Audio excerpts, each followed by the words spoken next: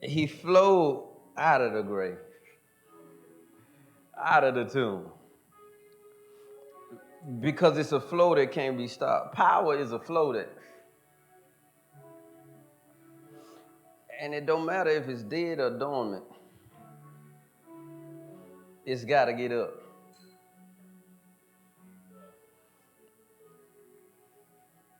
The the title of the message today is "Send the Caskets Back."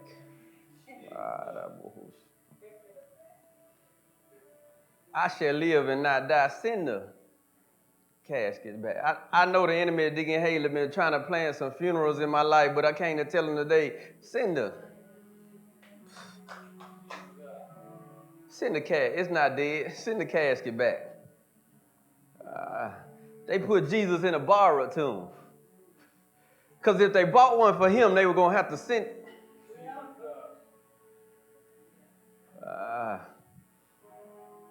send the caskets back.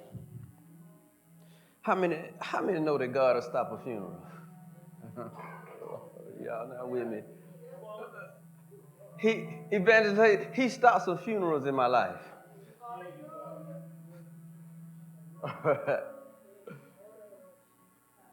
My soundness of mind was almost, and God said, stop the funeral.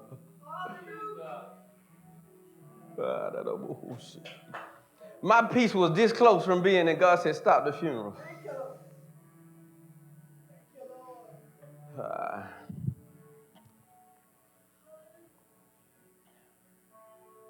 Oh my God. He said, send the caskets. Send the caskets back. Everybody else thought it was dead, Trey John. Those around me, inside the circle, outside the circle, everybody thought it was dead, but Jesus was the only one that knew that he was about to cancel that funeral. I don't need all black in here. This funeral canceled. God will stop a funeral. This is not even my text, but in Luke chapter 7, it said that Jesus walked through the city of Nain. And it said there was a woman who had one son left, and he was dead, and they were walking him on the way to his funeral, Evangelist Hayes. And it said that Jesus walked over and stuck his hand in the coffin. And he said, arise. And it said that he sat up and he took him to his... I know you think this is dead, but get up out of this. God said, I'm getting ready to stop some funerals in this season. We sending the caskets back in this season because it's not dead. I remember when I first got to UICDI, I thought we were having a revival, and Bishop had to correct me because he said, you only revive a dead things. And remember, First Lady, he called it, we having a surge. I just need power to flow through this again. It's not dead. I just need power to flow through it again. But I came to tell you today that God said, stop the funerals and send the caskets back. Deacon Bill, put up Mark 5, starting at verse 35 for me.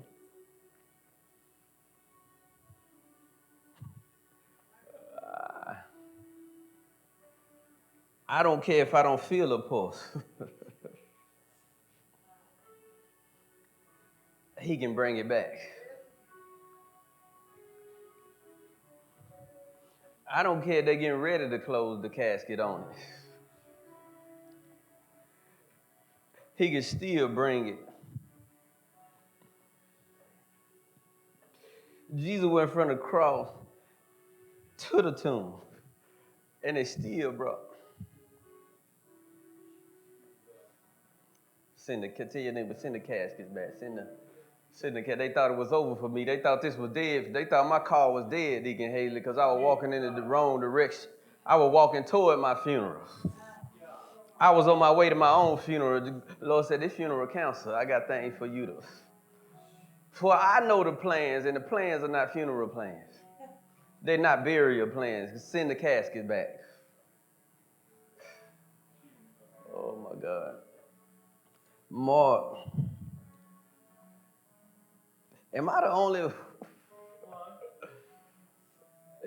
one that feel like send the caskets back? This funeral's in my life. Cancer. That funeral that tried to happen in my marriage. Cancer.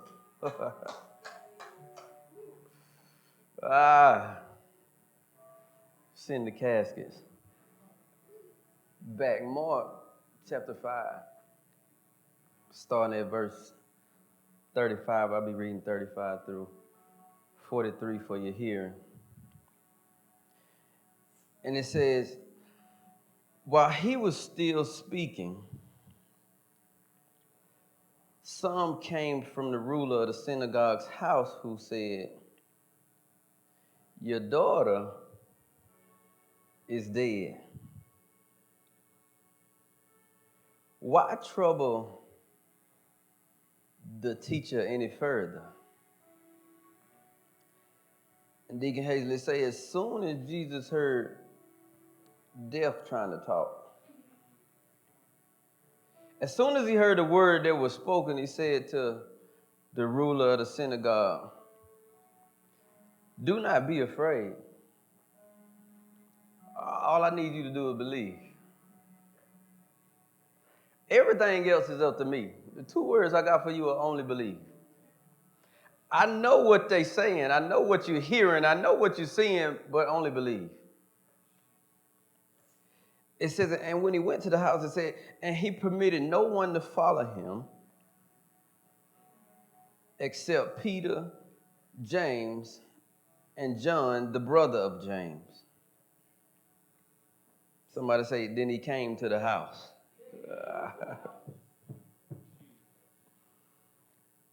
He came to cancel the funeral.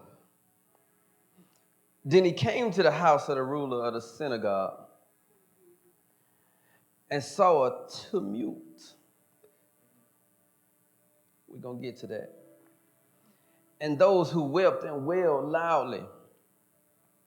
When he came in the house, he said to them, why make this commotion and weep? This funeral is canceled. The child is not dead, but sleeping.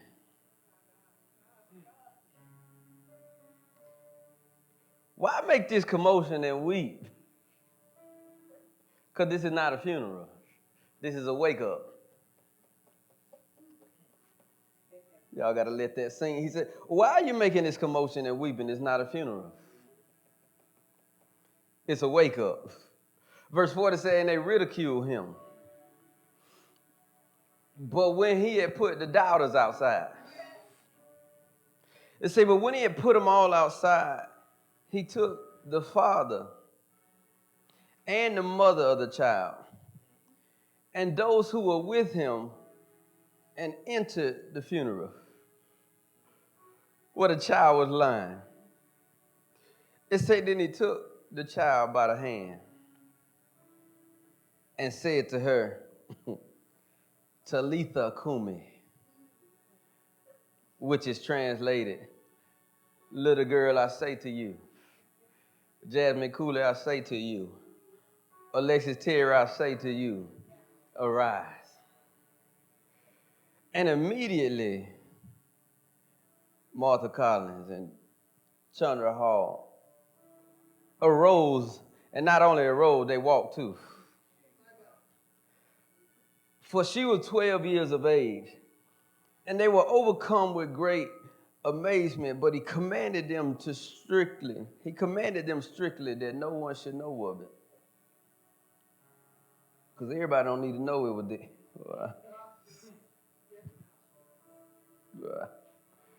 And he said something should be given to her to eat. Feed what I raised. You may be seated. Tell your neighbor, send the caskets back. Oh, my God. That's faith right there. That's faith right there. Send the caskets. I don't care what it looks like. I don't care what it feels like. I don't care what you heard. I'm believing in this season that we're getting ready to send some caskets back. Because it's not dead, it's sleeping. Family, today I want to talk to you about a phrase that in USA Today said that since 2004, it's been the most used cliche in America. Since 2004. What's this? 2000 for 15 years. And see, a cliche is nothing more than something has become overly familiar and all too common. So they called it a cliche because it's overly familiar. Since 2004, we've been saying it. And I got convicted about this because I was a believer. And see, it's a phrase used by many to speak of situations that people feel like there is no longer hope. And make people feel like that what has happened is unalterable or unchangeable. So it has caused people to accept bad situations. It's caused people to accept defeat.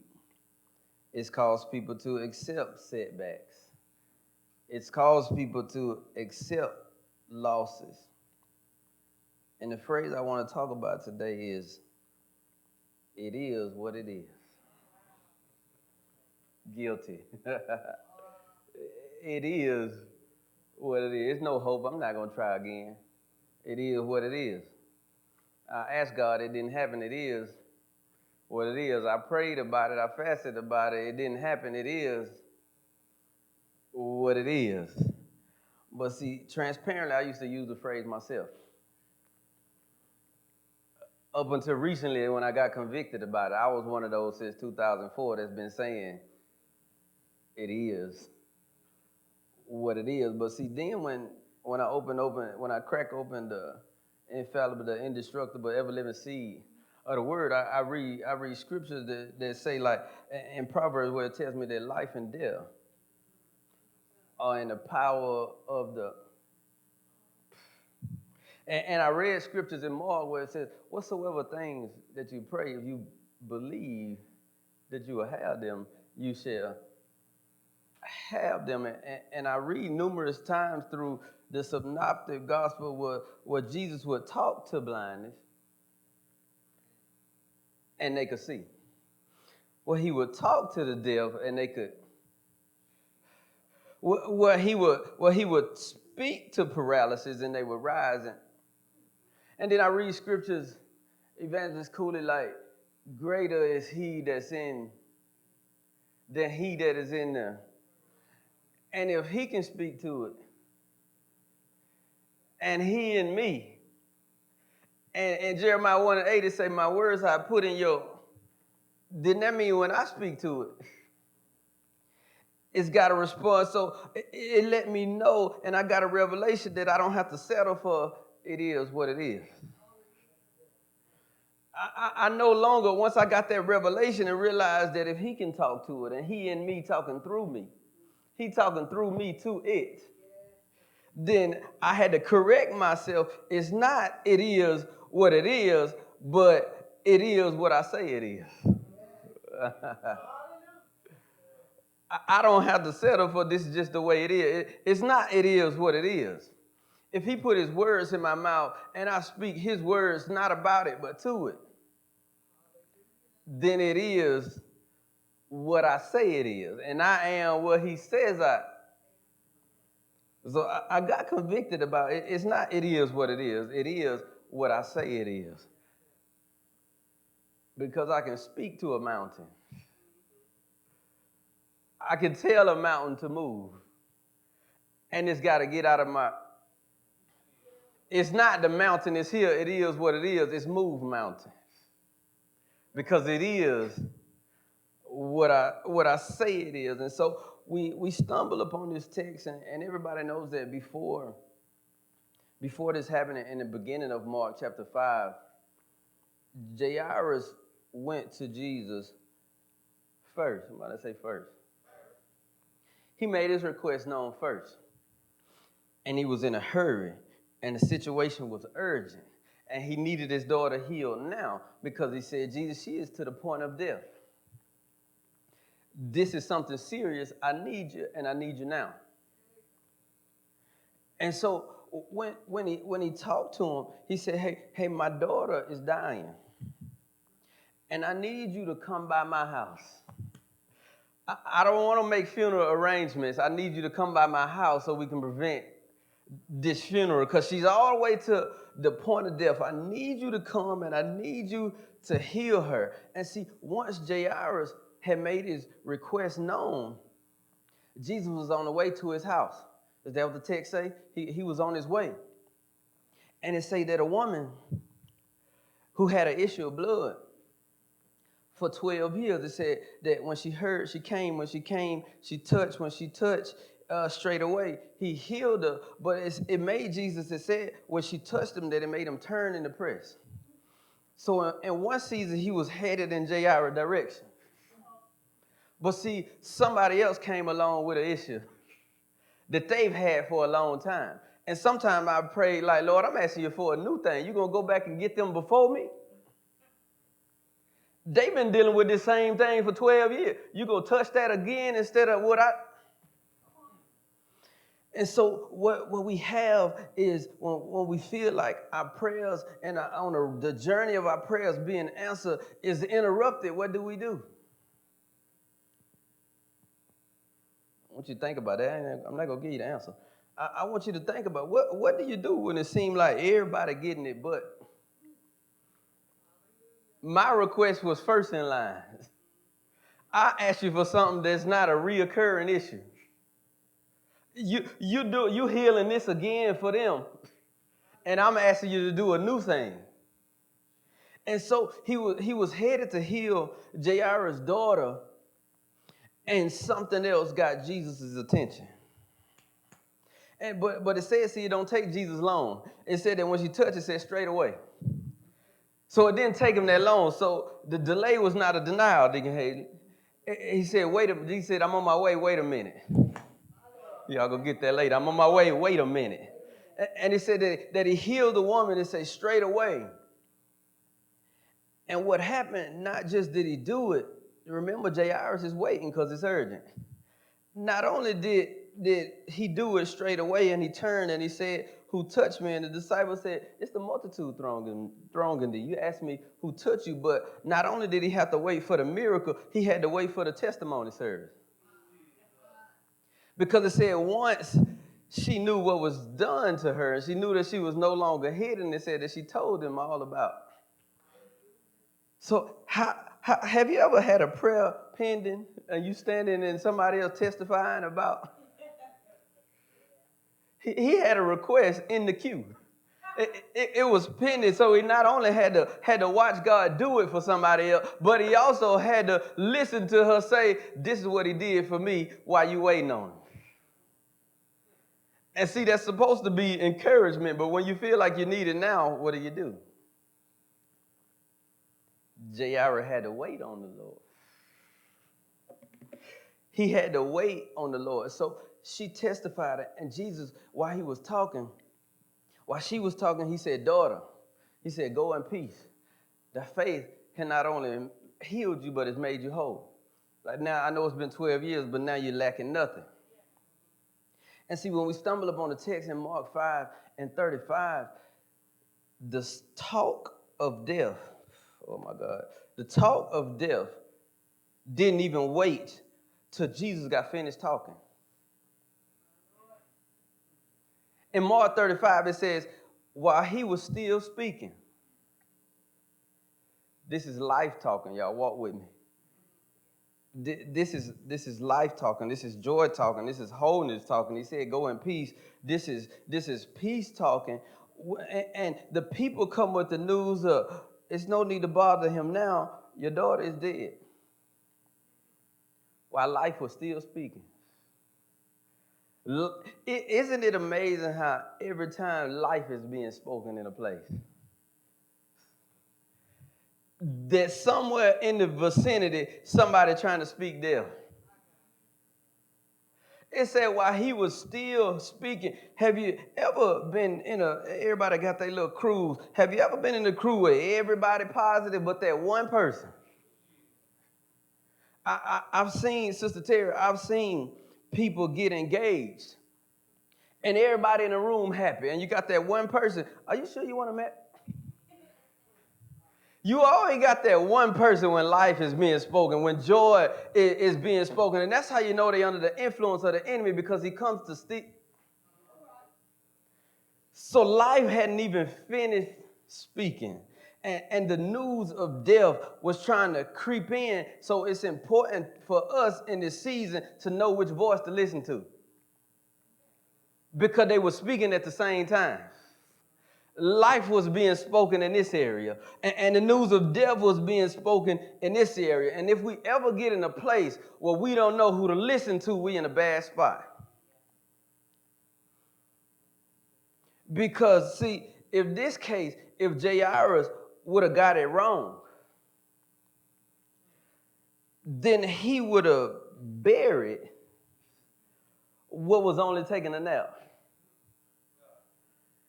And the danger of you getting it wrong is you'll bury something that's not even dead. So it says that Jesus re-interrupted. It said as soon as he heard the words that were spoken about your daughter dead, now it said, hey, listen, check this out. Don't be afraid. Only believe. Are you going to look at what man say? Or are you going to look at what I'm saying? They telling you it's dead. I'm telling you believe. Your bank statement saying it's dead. I'm telling you to. Your mind and depression is telling you it's dead, but I'm telling you only. So what do they say? Whose report will you believe? Because see, and this is what I don't like, is the friends knew when Jairus left the house that he was going to talk to Jesus. He said, I know you talked to him, but there's no need for you to even bother him now, because it's dead. And if you listen to things like that and people like that in your life, you'll bury things that God was getting ready to wake up. What if you listen, what could have been resurrected will stay buried. Tell your neighbor, be careful who you listen to. Because see, the enemy will always try to mimic something that God is doing. And he will always try to step in. God said, don't eat the fruit. He said, did God indeed say? He always try to get you to question what the Lord is saying in your life. Because a lot of times when you look around, it don't look like what God's saying. And that's where faith steps in. And that's why I believe Jairus had enough faith that if I make my request known and I just stay right here until I know that I made my request. I know he a promise keeper. I know that he has the power to do it. I'm going to make my request, and then I'm going to step back and only believe. I'm not going to listen to what death is saying. And see, sometimes, if you read the text, it say these rulers, these people came from his house. The people came, it was an inside job. See, sometimes the one that's speaking death is the one that's close to you. I've had friends tell me, oh, that's not going to happen. Oh, you can't do that. Oh, that's washed up for you. You can't make it out of this. This has happened, and this has happened. And sometimes it's the ones that's close to you. They came from his own house. And say, I know you're down there believing in Jesus. I know you're down there asking Jesus for stuff, but there ain't no need for you to even talk to him because it's dead. Never let anybody convince you that there's nothing left. Never let anybody convince you that it's not a chance. See, when and I always use myself because I'm a walking testimony. You're sitting among evidence of a resurrection. See, when me and my wife, before I got ready to go to the basic training and become a protector of the nation, see, we got a little rocky, right? In my line, baby, we got a little rocky, right? Like right before it was time to depart. We got a little bit rocky, and it looked like the life was draining out of the relationship right before I got. It were people in our own family. Huh. I ain't even talking about extended family. I'm talking about immediate family. It's people in our own family that say, I think y'all should just. I know y'all have a child together, but I think y'all should just. I know y'all tried a few times over and over again, but I think y'all should just. I think what y'all had is dying. So I think this is the perfect time with Justin, with you leaving. This is the perfect time to plan a funeral for that relationship. I'm talking about both sides, her family and my family. Everybody's speaking against it but us and but God. So we had listened to him and listened to them, we would have buried 10 years of marriage. 3 kids, 2 businesses, 2 ordinations. We would have buried what God was getting ready to wake up. But all we had to do was, I went to basic training and I kept training and I was waiting on the Lord. We knew what we asked him to do, and she was waiting on me to get back and waiting for him to show up. And see, what we do now that we've made it. What we do now that we made it, we had a song by an artist called John B., and it's called They Don't Know. We say, don't listen to what people say. They don't know about you and me. You see what I'm saying? I'm going to stop because some of y'all might not be saved for real. Y'all might still know it. But what I'm saying is what you got to realize, they didn't know, but he knew. See, that, and people sometimes, they think they know what they're talking about, but they don't know that God said, only believe. They don't know that God said, make your request known and wait on me because I'm on my way. And what Jairus did was he made his request and he said, I hear what you're saying. I hear what I'm seeing, but I'm waiting on it. Because he told me to believe. And see, what we don't do is see that I know that we don't listen to people because the song said that they don't know, but when God does, so when man say it's dead and God say it's sleep, I just needed to wake up. I don't need to plan a funeral. I don't need to make arrangements. I don't need to go get flowers for funerals because God said it's sleeping, and I know that the plans that he have for me, and I know that my story is for his glory, then it's not dead, so send the casket back. They were ordering caskets on both sides of our family for our relationship.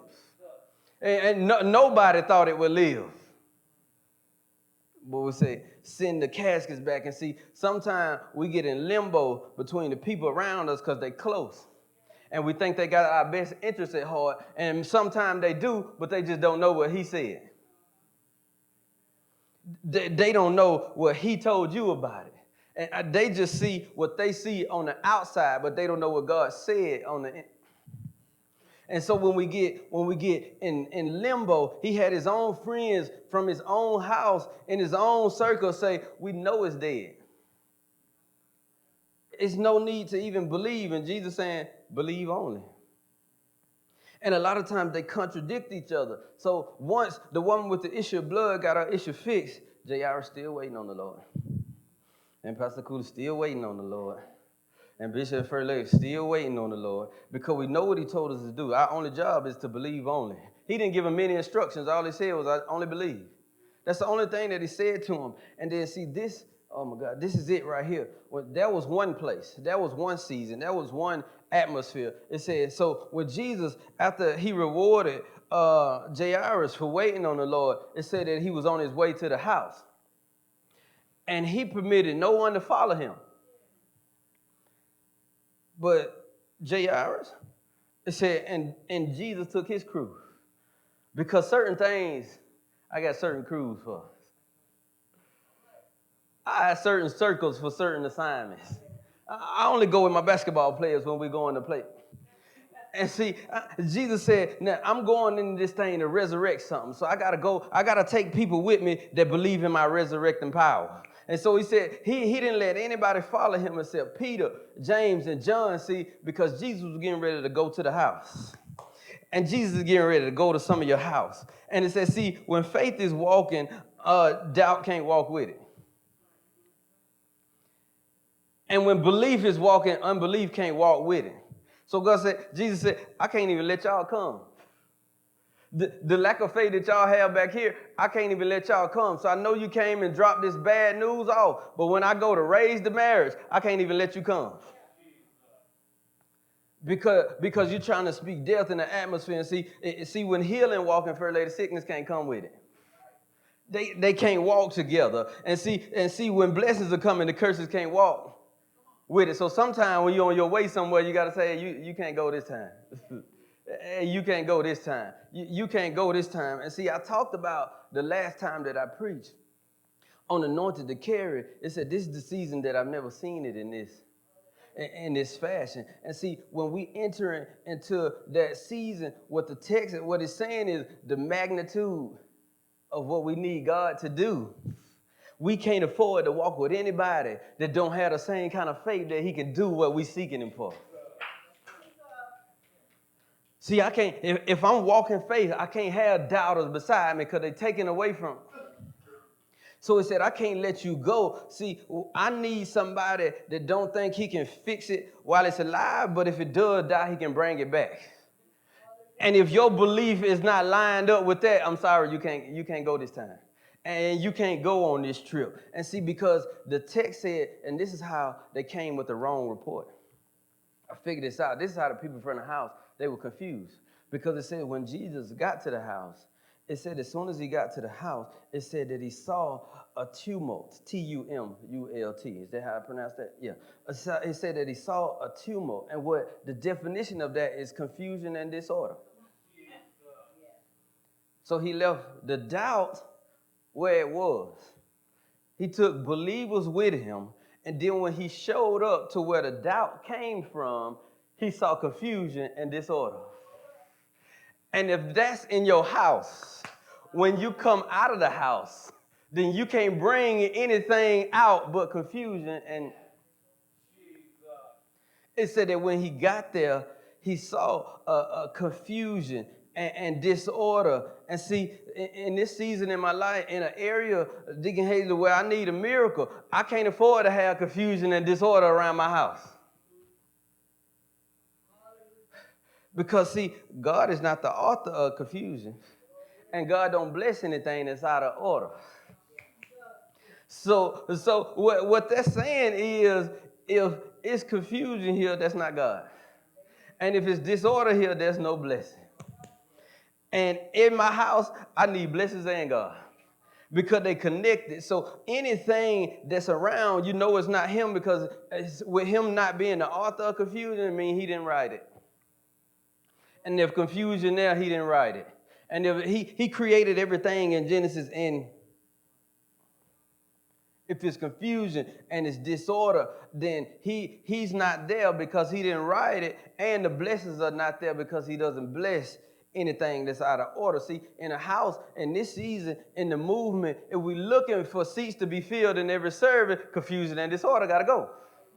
And in my marriage, if I'm looking for success, guess what? Confusion and disorder, it got to go. And see, in the body of Christ, if we want them to unite, then in the house, confusion and disorder got to go. So it said that if sound minds and stable lives is what we're looking for, then confusion and disorder, they got to go. And see, I wish I had about 2 or 3 people that brought an eviction notice with them today and say, in my house, confusion and disorder got to go. Because Jesus didn't come in until he put that out the house. Oh, y'all not with me. Because he won't step into, y'all got to, togetherness and sound-mindedness and one accord will not step into confusion. So he said, if before I come in, confusion and disorder got to go. And I know Jairus agreed, because he said, what I'm praying for is too big. And I've been praying too long, and I've been fasting too long, and I've been waiting too long. So everything that's wrapped in confusion and disorder got to go. You can't have that around your house and expect peace. So that means you got to be careful who's in the house. And if they are in the house, you got to. There is a thing called an eviction notice. And I know Jay Iris probably got upset because he said he finally on his way because I've been waiting on him. And the first thing that Jesus see when he show up is confusion and disorder. And so that's why you thought it was dead, because you confused. Everybody around you confused. So how can we expect you to understand the things of God? If you're resting, if you're abiding in confusion and disorder, how can you have a sound mind? How can you think straighter? How can you look up when all this around you is confusion and disorder? And everybody in your house has diagnosed sleep with death because all y'all confused. And if you hang around confused people, if you hang around chaos, then you're going to be all over the place. Because see, what I realized is in the first part of Mark 5, J.R. didn't take anybody with him to talk to Jesus. It didn't say him and his homeboy. It didn't say him and his servants. It said that J.R. made his request known by himself. Because some stuff is just between you and Jesus designed it that way because he knew what was at his house. And he knew that confusion came out of the house and tried to speak in public. Oh my God, that's a whole nother message. I'm going to let that sit there. And see, Jairus finally got to where all this got to go because I'm finally next in line. It's finally my turn. But when he asked, he had to sit and wait. And sometimes when we ask, what they say, he may not come when you... Because if I'm thinking that what I've birthed is about to die, I feel like I need it in a hurry. But the glory and the difference of them, a resurrection brings God more glory than a revival. And your faith was big enough to know that I could revive it. But I'm about to show you that if you believe in this season, that I can step into another part of your life, and it goes from faith to faith, and now you had reviving faith, but now I'm trying to give you a resurrecting faith. So Jairus had to make his request known and then sit there. And sometimes we look around and we haven't seen the results of our prayers. And we haven't seen it come to pass what we've been asking for. And it's always an emergency to us. But Isaiah 40:31 tells me those that wait on the Lord. And watch this. This is how God honors his word. Watch this. It said, Isaiah 40:31 says, those that wait upon the Lord shall renew their strength. He brought life back into Jairus' daughter, renewed. They shall mount with wings. He told her, arise and get up. Oh, y'all not with me. It said, run and not be weary, walk and not faint. It said that she had to get up and walk up. God is not a man that he should. And he said, Jairus, if you wait on me, I'll renew it. If you wait on me, I'll raise it up. If you wait on it, I'll make it walk and move forward. So Jairus said, I'm going to wait on the Lord. And Pastor Cooley said, I'm going to wait on the Lord. And I'm going to sit here and I don't have a hard job. I just got to only believe. All I got to do is only believe. And God said, since you waited on the Lord, and it never says in the text when the woman with the issue of blood was being healed that he complained about it. That he said, Jesus, hurry up. That he said, you're not done with this yet. That he didn't say she had her chance 11 years ago. He never said any of that. He waited patiently on the Lord because he knew that as soon as Jesus stepped in the house, and he said, I believe he had read First Lady Isaiah 40:31 and said, this will happen when I wait. So I'm going to wait. And Jesus said, now since you waited, I'm going to send the caskets back. Because they came and said, hey, basically tell him that it's dead and say, it's funeral time. We need to pick out a plot. And we need to pick out a casket. But God said, in this season, since you waited on the Lord, I'm going to send the caskets back. That's what he said in a nutshell. In a nutshell, he said, send the casket back because you waited on the Lord. Send the casket back because you believed in this season, even when everything around you and everybody around you said that it's dead, there's no life left in it. He said, since you believe and since you waited, send the caskets back. The dream and the vision that God gave you that you thought were dead, Send the caskets back. The relationship that you've been waiting to be mended. And you've been asking and you've been seeking and you've been waiting on him to mend it. Send the casket back. I came to tell y'all that today. Send the caskets back on it. See, when Paul was walking in victory and walking in power, they tried to stone him one time. And they thought he was dead and they thought it was time for a funeral. But God said, oh, Paul, you've been waiting on the Lord. Send the caskets. And they only gave, see, Jesus showed us this in his death, burial, and resurrection because I never even got it until this point of why they had to put him in a borrowed tomb. I'd rather send something back that's borrowed than something that I've invested in my own funeral. It was only going to be temporary because he was sleeping. It was only going to be temporary. They only gave him a borrowed tomb because we know in 3 days we got to send it back. In 3 days he's going to vacate the premises. And see, and this is, babe, I got you. And see, my wife used to get on me all the time, Zay. Because when I used to buy stuff, I always just throw my receipts away. It don't matter. Either I give it to her or I throw it away. If I buy something while she's not with me, I'm throwing it away when I walk out of the store. But she asked me one time when she was fussing at me one time. Let me fix that. She was fussing at me one time. She said, what if you need to take it back? When you make an exchange, they want to see your... She said, so you need to start keeping receipts. Because everything that you buy or everything that's purchased, you ain't going to want to keep. So you need to keep the receipts in case you take it back or you need to exchange it. So I started keeping my receipts. And there were things that I once bought that were no longer suitable for me. Or things that I bought that didn't get used. And when it didn't get used, if I had my receipt, I would return it to where it came from. And I came to tell the enemy today that every casket that he's purchased for my family, for later, I hope he kept his receipts. Because we don't need this casket, because the Lord is getting ready to send the caskets back. And I hope the enemy kept his receipts for my marriage because we sending the caskets back. And I hope that my destiny, he kept the receipt on the casket because it's time to send the caskets back.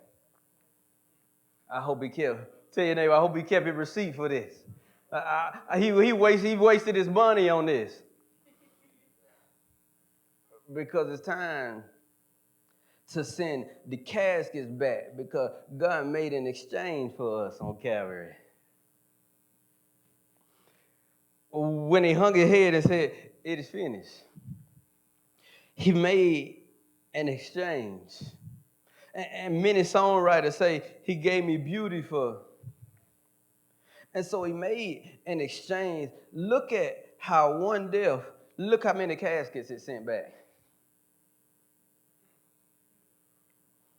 He sent the casket back with all of our names on it.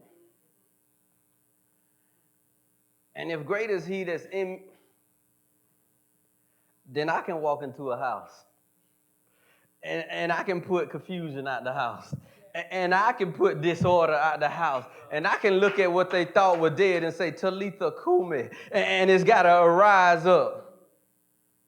It's time to send the caskets back. But see, this is what I noticed that he did. Jesus got right what a lot of us have been getting wrong. And that's why I love that he's not talking about an example, but he is an example. And see, what he got right, see, we talk about situations, about bad times, about hard times. Jesus taught 2 bad situations. 2 hard times, 2 blindness, 2 deafness.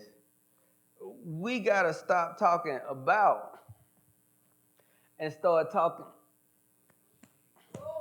And see, what it tells me every time and every situation in the Bible where he talked to it, in the end of it, it was different than what he talked to. When he wasn't talking about blindness, when he talked to blindness, it couldn't leave blind. When people that was full of leprosy, when he talked to the leprosy had to come. But see, we spent so much time while he's talking about our husband talking about our wife, parents talking about our kids talking about their parent. But if we follow the blueprint that when you talk to a thing, and when Jesus is talking through a thing, and that thing is talking to a thing, then that thing that is talking to got a. They came and talked about the death to Jesus and Jairus. And Jesus walked in the house to talk to. Jesus walked in the house to talk to them. And he told her to get up. He didn't talk about how long it's been dead. He didn't talk about anything. He just went in. I don't need to talk about it. You talked about it enough. It's time to season. It's the season is getting away from talking about to talking to. Yeah. And so Jesus didn't talk about it with them. They said, hey, there's no need to bother him now. I said he heard it. He said, hey, don't be afraid. Believe on it. This not up for discussion. There's no need to talk about it. Let's go talk to it. He said, I'm not going to talk about it. I'm going to go to the house and I'm going to talk to it. And I'm going to go to the marriage and I'm going to talk to it. And I'm going to go on that job and I'm going to talk to it. And I'm going to go in that mind that's confused and I'm going to talk to it. And because they came and they talked about death. And he walked in the house and talked to it. And the text says after he said, Talitha Kumi, little girl, arise. It said that it used it. Here go that word again, prophetess Hall, immediately. As soon as they stopped talking about and started talking to, it says, immediately she got up. And it didn't stop right there. Not only did it get up, but it walked. So not only did it get up, it moved forward. Because some stuff I don't just want to get up, I want it to move. I don't want my mind that's been in depression to just get up. I want it to. And so when he started, oh my God, when they stopped talking about it and he talked to it, it said immediately. Remember, that's without delay. That's frontal. That's straight away. As soon as he spoke to it, it not only got up, but it started to progress. It started to gain momentum every step. It started to gain momentum. It started to move forward because they stopped talking about it. And they started talking to it. So it didn't just come back to life. It moved forward because there's some stuff that's heavy and some stuff that may have been going in the wrong direction. When I needed to get up, I needed to. I don't need me to get up and look at destiny. I need to get up and move. And he didn't even stop there. When she got up and she walked, he said, now feed her. Nourish it. Care for it. I'm going to get it up. I'm going to move it forward, but I need you to steward it. Don't let this resurrection be in vain. When I get it up for you, feed it.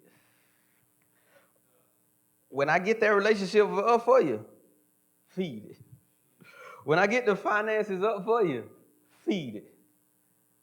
He said, I need you to get up and feed it. And see, let me show you. Jesus said, now send the casket back. And see, the only people, even when he came in the house, it said once that he went in, it said that he took Jairus and his wife. Because sometimes the only people that need to see it brought back to life is the ones who he birthed it through. Y'all birthed this thing. Then come watch me.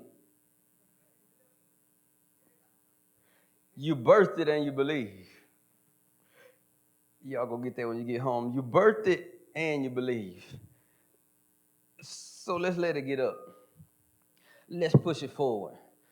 and let's feed it. See, oh my God. See, let me show you. And this is why God wants us to do the same thing. Let me show you what they did. And if you don't believe me, you don't even have to put it up, Deacon Bell. Matter of fact, yeah, put up Ezekiel 37:4, but I'm going from 1. And see, in the book of Ezekiel, when he put the prophet, it said he put him in the valley. And it didn't just say that the bones were dry, but it said that they were very dry. They had been down for a long time. And he asked him a question. Remember, he told J.R. believe on it. He said, Ezekiel said, do you believe that these dry bones can? I know it looks dead, but do you believe it can live? I know it seems dead. I know they said it's dead, but do you believe that they? Because that question determined what was going to be done next. And if you don't believe that he'll do it, then it is no need for him to tell you to speak to us. So what he did, he said, if you believe, he said, prophesy. Give me New King James Version, 37:4. He said, since you believe it, first I'm going to ask you if you believe it. He said, and since we got that out the way, since you believe only, he said, did he say prophesy about these bones? You mean he told him to talk to a very dry thing?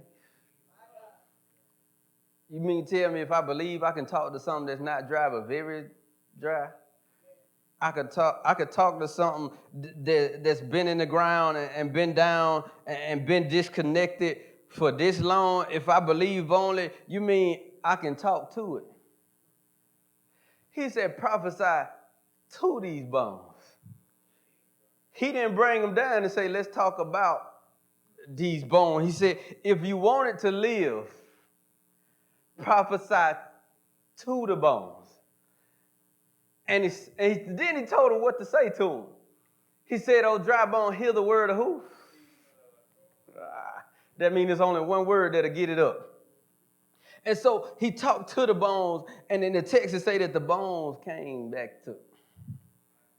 It said that the bones came back together because he said, hey, hear the word of the Lord. And he talked to the bones, and they came together. And see, that wasn't it, because they was together, and they was in the same place, but it wasn't alive yet. Because see, sometimes you got to say more than one thing to. Because some stuff, you can get up, but some stuff, remember, it still got to move. So he said, prophesy to the breath. And tell it to come all the four winds to come from around. And so you spoke to the bones. Now we took care of the bones. Now speak to the breath. And then to say that it filled the body and the sinews started to come back around it. And he said, these dry bones shall live. Because I stopped talking about my situation. I talking about the dryness of what I'm going through. And I started talking to it. And it say, as soon as he spoke to the bones, it said the bones started to. And that relationship started to. And them finances started to. And them dreams and goals and visions started to. And he said, now prophesy to the breath. And he sent it from all directions. Oh, my God. He sent it from all. And see, once Ezekiel and once Alexis and once Mikhail and once Martha started talking to situations. Instead of about the situation, I don't care what it is. I don't care how dry it is. I don't care how long it's been in the valley. I don't care about that. It shall live. Tell your neighbor, we sending the caskets back.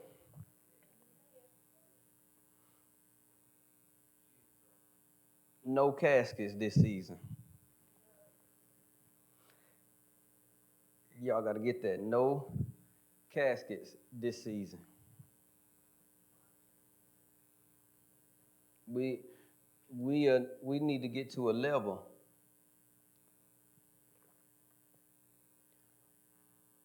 and the altar's open. We need to get to a level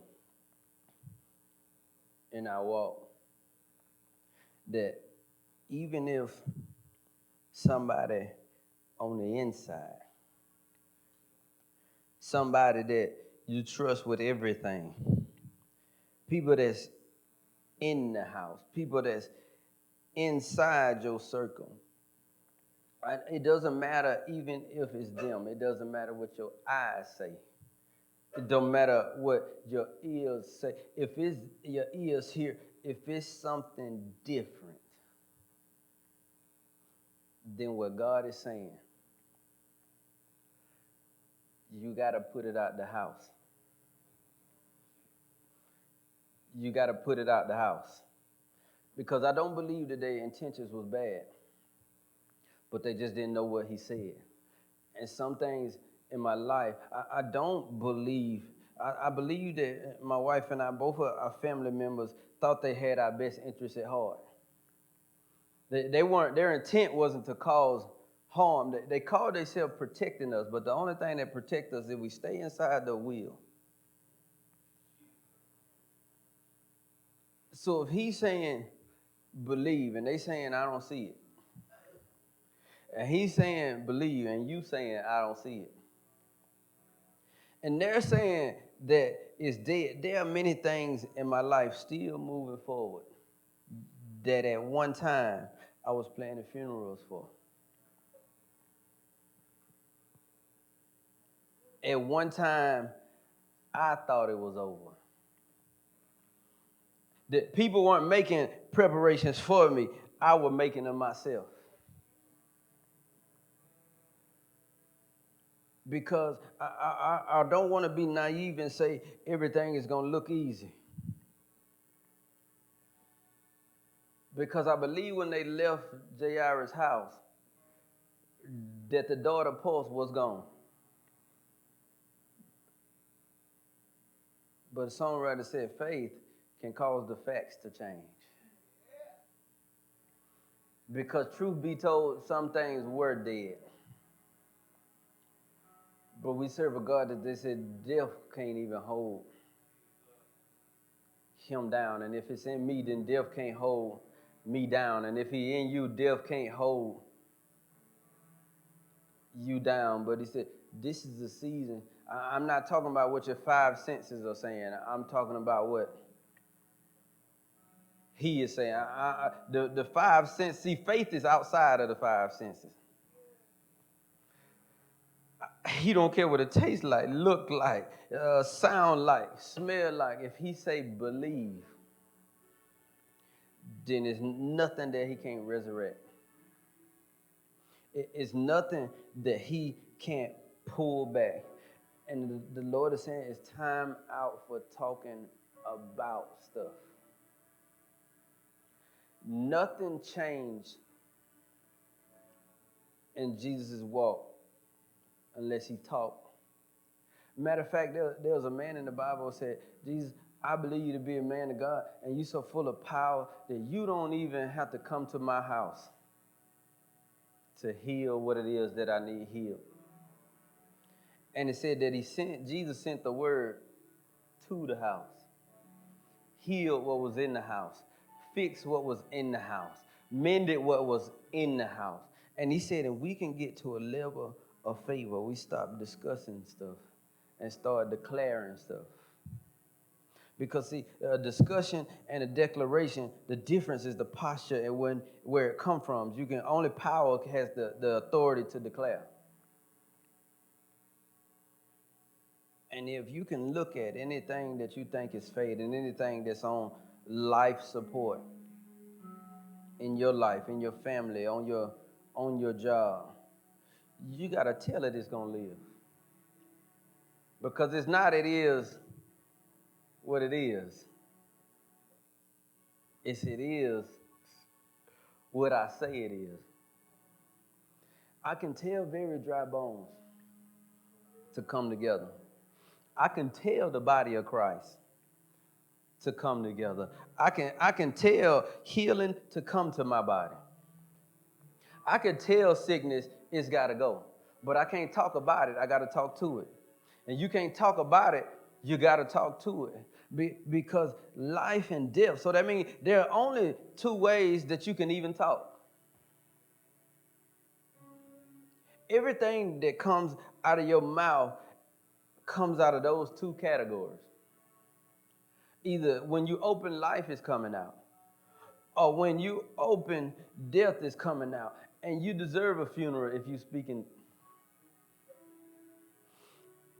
Some stuff died because you talked it to death.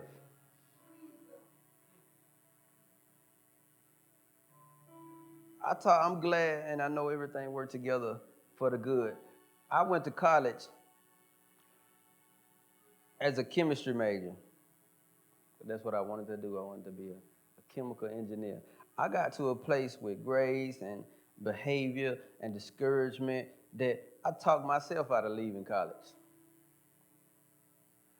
There's opportunities that I spoke death to. This is not for me.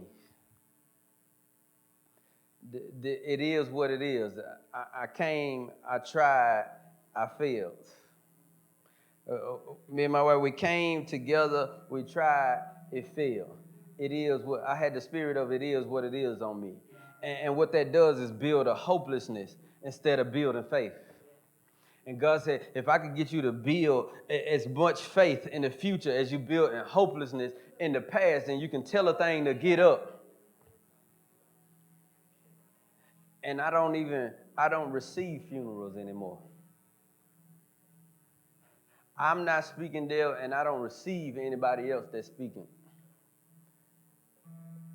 So when you're praying, I've been praying that God take death out of my mouth.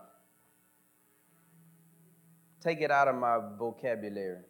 Because sometimes you don't speak it in your own situation. Sometimes you can speak it on. And sometimes when you just that's why I say don't let vain babblings come out of you. I'm pretty sure in reflection that there's some stuff that my own words have planned funeral for in other people's life. Because I'm having discussions. Because I'm talking about it. That person's still doing. And guess what? That person's still doing. That person ain't gonna never because they, and guess what? That person's still not because, but my words, I repent. My words have caused some funerals for situations and circumstances and people and relationships. Why don't they just hang it up?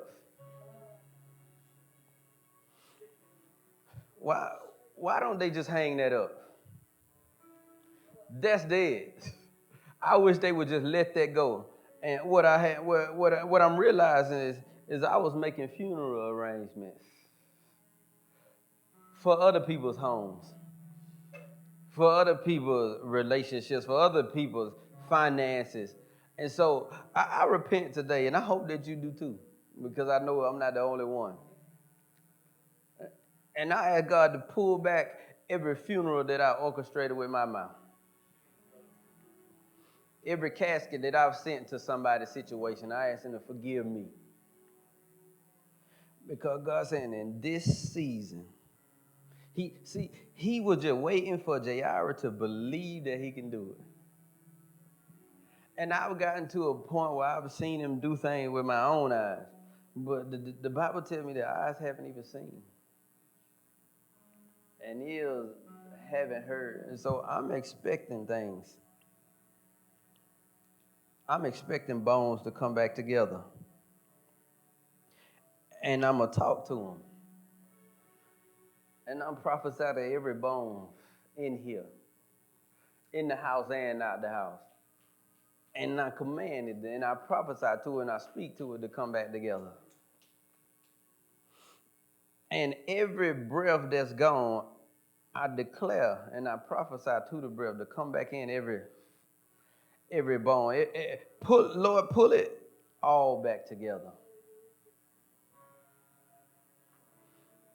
Lord, pull it all back together. Lord, pull it all back together.